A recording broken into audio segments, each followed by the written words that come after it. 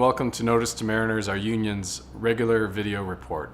I'm at the MyTag simulator in Linthicum, Maryland, adjacent to MMP headquarters. The view behind me isn't of Maryland, it's a scene from Alaska. And in this simulator, we're able to create ports and waterways and artificially insert obstructions and navigational hazards to help our mariners better their skill set. Right now, in Alaska, our members who work guiding tankers on Prince William Sound are facing real obstacles. Alyeska Pipeline Services Company has determined that they will cut costs by eliminating Crowley Marine Services and the experienced mariners that firm employs and replace them with vessels and crews supplied by Edison Schwest Offshore, a company with a record of failure in Alaska waters and beyond. First, let's head to Alaska. I invite you to take a look at a commercial our union has been running on Alaska television stations. On Prince William Sound, Alaskans working on Crowley vessels keep ships safe.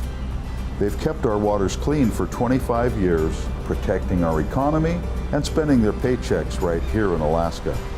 But corporate cost-cutting is threatening Prince William Sound and the jobs of all who depend on it, many of them Native Alaskans.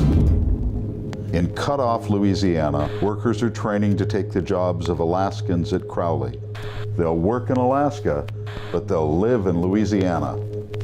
Alyeska's plan would replace experienced Alaskans with the Louisiana firm and its Louisiana workers, who failed to prevent the Culloch disaster. To save Alaska jobs and keep Prince William Sound safe and clean, don't let cut-off Louisiana undercut Alaska.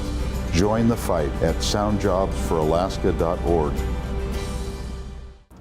Through advertising, news conferences, coalition building, meetings with the governor of Alaska, as well as industry and labor leaders, mayors, and candidates for state and federal office, we have been sounding the alarm and educating the public about Edison Schwest's notorious record of cutting corners. As a result of our efforts, Edison Schwest's history of wrecking oil rigs, fines for spilling oil, and using workers inexperienced in Alaskan waters became a major campaign issue this past fall.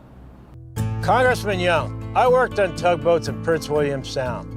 Why did you refuse to get involved when a Louisiana company could outsource 200 of those jobs to Louisiana workers? That company gave you almost $300,000.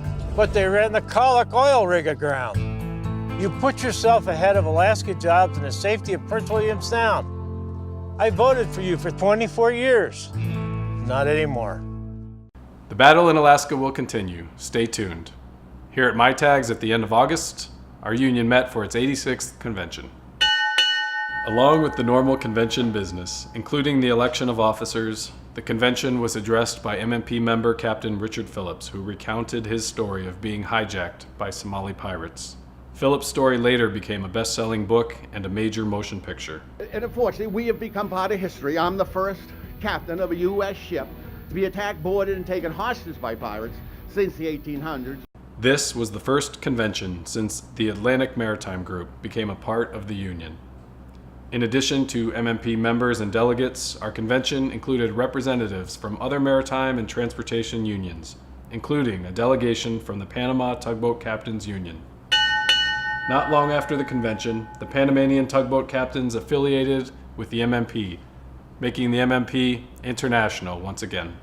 Along with our ranks growing through affiliation, our union is working very hard to create opportunities for work through new contracts, such as with this roll-on roll-off vessel our cameras caught up to in San Francisco. We're standing in front of the Cape Horn and the Cape Hudson, and they're ready reserve force vessels owned by MARAD, and they're operated by Matson Navigation Company. Matson won this contract early in 2016 for 3 vessels. So the ready reserve force is ready to go, ready to mobilize in case of military need or emergencies. There's about 35 of these roll-on, roll-off ships around the country, and we have what we call one OIC, or officer in charge, aboard each one as they sit at the dock. And then if they get underway, we crew them up with our other licensed deck officers. OIC is a pretty unique position in the union, whereas most of our vessels are constantly going to sea. These vessels sit at the dock for most of the year and break out once or twice a year. So it's a good opportunity for somebody that wants to be closer to home. And in this case, that is a baseball fan. We're very close to AT&T Park here, but we also have vessels in Beaumont and right outside of New Orleans and Baltimore and Norfolk as well. That's all for this installment of Notice to Mariners. We hope you found this video informative. Let us know what you think. Thanks for taking the time, and thanks for watching. Join us next time.